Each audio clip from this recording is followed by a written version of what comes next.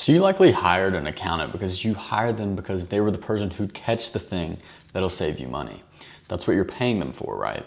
But the thing is, when you look back, you realize that there was numerous things that they didn't catch. You realize that they weren't even actually helping you find those things. Rather, they were just filing what you gave them. I've looked at dozens, if not hundreds, of returns for business owners and entrepreneurs, and I keep seeing the same handful of problems that keep recurring on all of these returns. And the truth is, it's not the entrepreneur's fault, but it's the tax professional that they're working with. So in today's video, I pulled the most common things that I keep seeing happening and the things that are quietly destroying thousands of dollars off of every business owner's tax returns. And I'm walking through all of it, what it looks like, how it hurts you, what you should be asking your accountant so that you make sure that you're not a victim of these things, and how to fix it going forward. We're gonna be going from simple stuff to stuff that you might not have heard of or might not be as common, but things that I commonly see being issues on the returns. And if any of these sound familiar to you, it's not a coincidence. What it means is that you're probably working with somebody who's just filing what you give them, as opposed to somebody who's actively trying to help you on your tax savings journey. So without further ado, let's get into it. So the first thing that I commonly see is mixing personal and business expenses. And so the issue with this is that it creates a lot of confusion and makes there be a lack of clarity within your business and within your financials. And typically early on, this happens because it feels convenient and it's the easier way of doing business early on, right? You have one card or one bank account, right? That you're running everything out of. Your business and your personal expenses are all getting ran out of the same account because it's just easier rather than forming a separate entity and creating a whole new bank account. You just want to get things rolling, right? Which is completely understandable, but it does create issues downstream of things. So the reason this is a difficulty and a bad thing for us as business owners is that it makes it harder for us to lower our taxable income. If we can't find deductions, then we can't find things to offset all of the income that we're making. And the bigger issue behind this, beyond just the deductions and ending up with a higher taxable income, is the fact that you're gonna end up paying your accountant more so that they can actually find the deductions. Because if you have everything mixed together and it's a bunch of transactions of personal expenses along with some business mixed in there, your accountant's gonna have to sift through all that and actually identify all of the things that could apply to your business. And so you're missing out on things that could reduce your taxable income, but you're also gonna end up having to pay your accountant more, especially because most accountants are billing hourly still. And so the thing that you should really be asking your accountant is, what sort of system should I be using, right? And so the thing that you wanna think about is, if you're using one bank account and one credit card for business and personal, what you can end up with is a picture that just looks all like a jumbled mess, right? It's just like that, right? You don't know which of these is business, you don't know which of these is personal.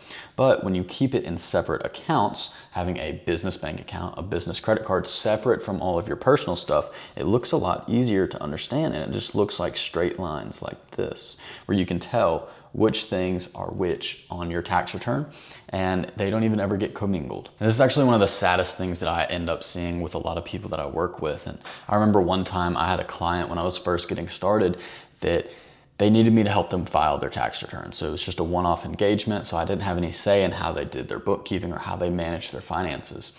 And what ended up happening is I found out that everything was being jumbled together. Their personal vacations were on their business card, and their meals and everything that just didn't involve their business was all on there. And so what ended up happening is we had to take a pretty relaxed tax position, and we had to put a lot of those things on the back burner as not tax deductions because there wasn't a way to identify which was which, and we couldn't separate the two out. And so he missed out on a lot of deductions and ended up having a lot higher of a tax bill than we would have hoped for. And additionally, I had to charge him more. Even though I don't bill hourly, just because of the scope of the project, I knew that it was gonna take more effort from me.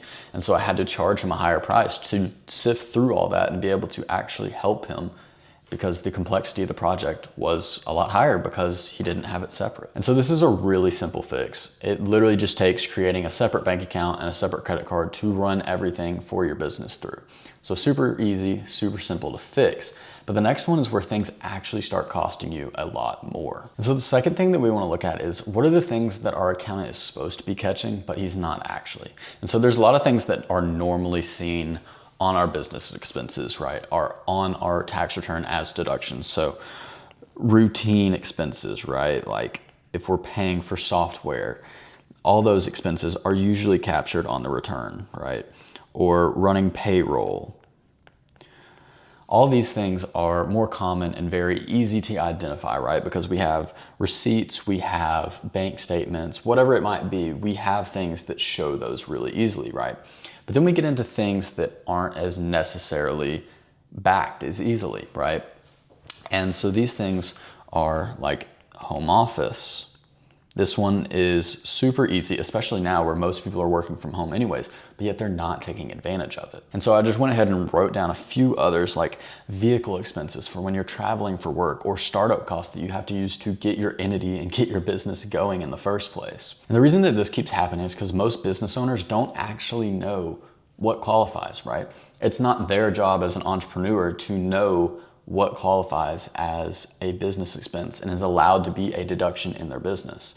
For example, if you have a videographer, it's not their job to know that they can deduct a lot of their startup cost in year one rather than having it spread out. It's not their job to know those types of things, right? That is the accountant's job, the tax professional's job, who has the expertise in this subject, right? And so I think that the thing that you should be asking your accountant is, what are expenses that people in my line of business, people in my industry typically miss, right? What things can we identify that I can be taking advantage of that we're not currently talking about? And I think that this gap right here between these two boxes is so commonly never closed because people don't know what to ask, right? You don't know what you don't know. And I think that that is the number one issue with accountants, is they're not going above and beyond to actually help their clients. They're just taking what they give them. But missed deductions are just one thing that plays into this overall picture. But the next thing might be even more simple and so routine, but accountants are still not leading their clients to this, and it's causing them extra money being paid to the government. So one of the most common things I've found out when I'm reviewing these returns, whether it be clients that I'm taking on for the upcoming year or just when I'm preparing returns for them, is that people are not paying their estimated taxes. And so the way that the IRS works is that you run a pay-as-you-go system. So every quarter we have to be making a payment based on what we're estimated to owe.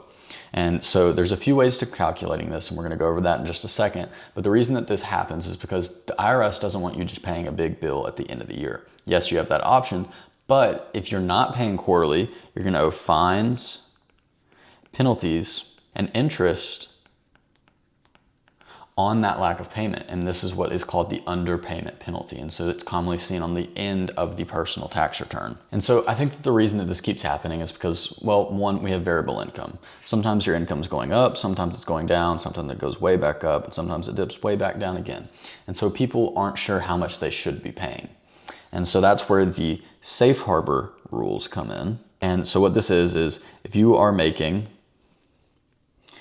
less than $150,000 per year, it equals 90% of this year, so what you would be estimated to owe this year, or 100% of last year. So basically you take what you made last year and that tax, or 90% of what you're expected to owe this year, and you have to pay either one of those to be safe from the extra interest and penalties on your taxes. But if you're making over 150K, that 90% still applies, right? So you can still do the 90%, or it has to be 110% of what you made last year rather than 100%. So that's something to be wary of, and note that if your net income is going to be above 150,000, you have to increase that amount. And so what should we be asking our accountants to make sure that we're not hit with these penalties? So you simply just need to be asking, what should I be paying quarterly, right? What, based on my current income, will be my quarterly estimated tax payments that I need to make to keep me safe and keep me away from these penalties? And the reason that this is so important is because if we're not paying these quarterly estimated taxes, we're not just going to be paying our tax bill. We're going to be owing extra money on top of it that we don't have to give to the government. And this is one of the simplest fixes because it's going to be money that you pay anyways. So you might as well take care of it on time so that you're not owing extra money. This is one of the easiest traps to get out of that I commonly see entrepreneurs falling into. And so that third thing was more about cash that you're not setting aside, cash that you're not giving to the government. But the next thing is something that has to do with more on the filing side of things for entrepreneurs. So the next thing I found was just the misclassification of W-2 versus 1099, right? So you hire a VA, you hire a video editor, but should you issue them a W-2 or should you issue them a 1099?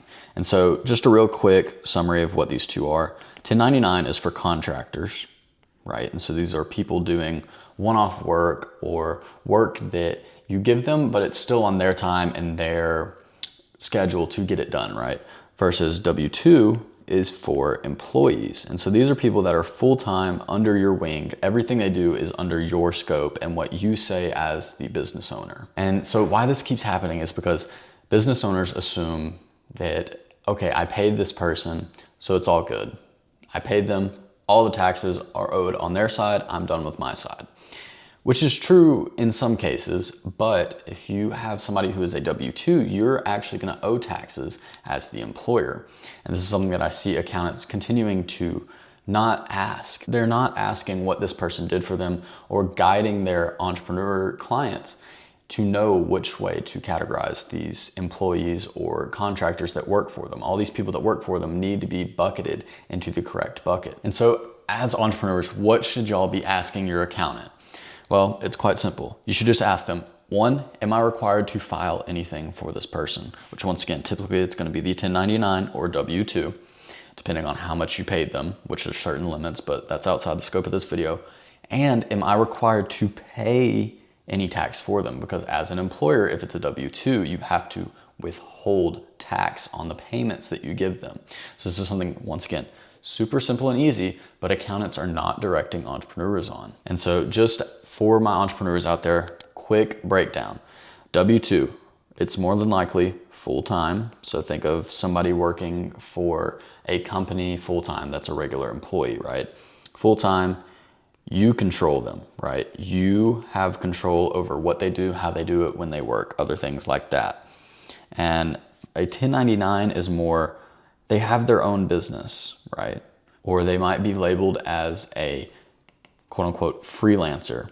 They're typically doing one-off projects for you that have, a set criteria of how long they'll be working for you, and it won't be quite as long typically. So that's very high level, the difference between a W-2 and a 1099, just so you can have a better idea on how they work. Once again, W-2s, you have to withhold, right? You have to hold the employer taxes for them.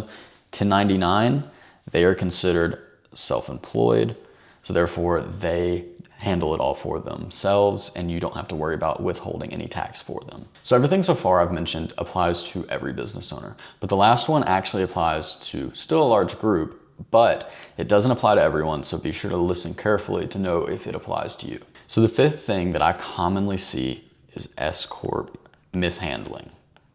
And so the S-Corp is the upgraded version of an LLC, and it is the most common structure that I see people running nowadays, which is great because of the self-employment tax savings that you can achieve. But what a lot of people don't realize is that there is several things that they need to be doing in order to properly manage their S-Corp. And so I found 4 main things that people are continuing to neglect in their S-Corp that could be ending up making them pay a lot more in taxes and mismanage their LLC. So the first of these 4 things is the compensation that you pay yourself as an owner employee. And so this is typically referred to as the reasonable compensation. And so this is the W-2 salary portion of what you're paying yourself. And so once again, as I just said, this has to be reasonable amount for what you would pay somebody else to do it. That's how I like to think of it. If you were to pay somebody else to do your job that you do in your business, how much would you have to pay them? That's typically the broad barometer and broad scale of how you're supposed to be measuring how much to pay yourself, right? And so it varies by how much you're making and as well as your industry and the role that you play in the business. But if you're not sure, you should ask your accountant, and they should be able to help you come up with a reasonable compensation and document your reasoning behind why you're paying yourself that much. And so the next thing is the basis that you have as an owner in your S corporation.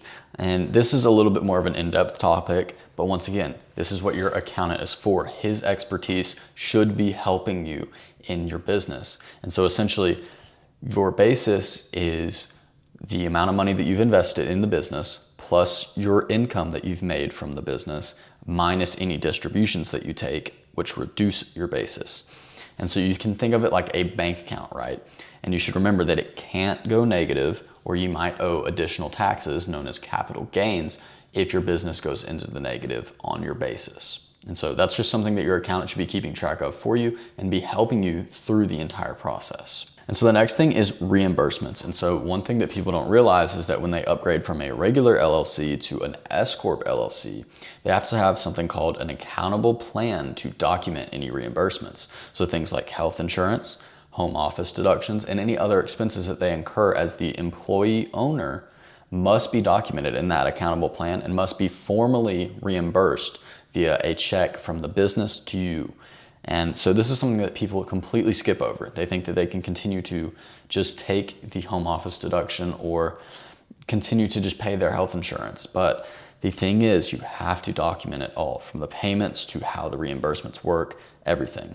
And if you don't, the IRS, if they ever look into your S Corp, might take away some of those deductions, and then you'll end up owing a lot of back taxes from those past tax returns. And so the last thing, and I hit on this a little bit during the basis, is distributions. And so the key here is that you're allowed to take profit from your business, right? Nobody is going to stop you from taking profit from your business. But because of the self-employment tax, you have to pay yourself salary first, because the IRS wants their tax on that self-employment versus the distributions, which get no self-employment tax, right? That is the purpose of the S Corp, is to save on that. And so your distributions don't get self-employment taxed, but you have to make sure that you're paying yourself that salary first before you're taking the distributions. And so we go back to the stack of returns that I've looked at, and you recognize these same 5 patterns over and over. Business owners who worked hard and they expect their accountant to handle their financial side of their business so their mind's not on it. But yet every year they're losing out on thousands of dollars of tax savings. They're watching their money just disappear out of thin air for the same reasons over and over and over. And it's all because they thought that the person in their corner who was there to help them is not actually helping them. And that's the real problem underneath all 6 of these. You assume that because your accountant has been in the business for a long time, or because they have fancy letters next to their name, that they're going to be doing their job and that they're going to be helping you. But the truth is, there's a huge difference between a tax professional who just takes the numbers that you give them and files your return, and somebody who is in your corner year-round actively helping you find ways to save money on taxes. And here's the part that actually stings. Everything that I listed on these lists, all 5 of these things, has already happened. And so there's nothing you can do to go back and change it. It's something that you have to plan ahead of and be looking forward to and finding throughout the year. You can't claim a deduction on a return that's already filed. That money's already gone and there's nothing you can do about it. But there is one question that you can ask yourself right now as we're in the middle of this year in order to prevent any of these things happening. And that's, is the person who is going to be doing my taxes actively helping me, or are they just passively filing for me? Because if more than one of these things that I've listed sounds familiar, then you're probably in the latter, and you probably just have somebody who's just filing your return and collecting a paycheck from you every year. It's not because you're bad with money or a failing entrepreneur or anything like that. It has nothing to do with you and who you are as a person, but rather it is about the tax professional that you're working with. So if you want to figure out more possible deductions that your accountant might not be showing you, that you could be taking advantage of, be sure to watch the video right here, and it will show you more ways that you can begin your tax savings journey and ultimately keep more of your hard-earned money. So I hope you found this video helpful, and if you have any questions, please leave comments down below. Of course, I'm always happy to answer any questions that y'all have and just be able to help y'all save more money on taxes and be more successful entrepreneurs. So that's all for me today. As always, never stop your relentless pursuit of continuous improvement, and I'll look forward to us talking again soon.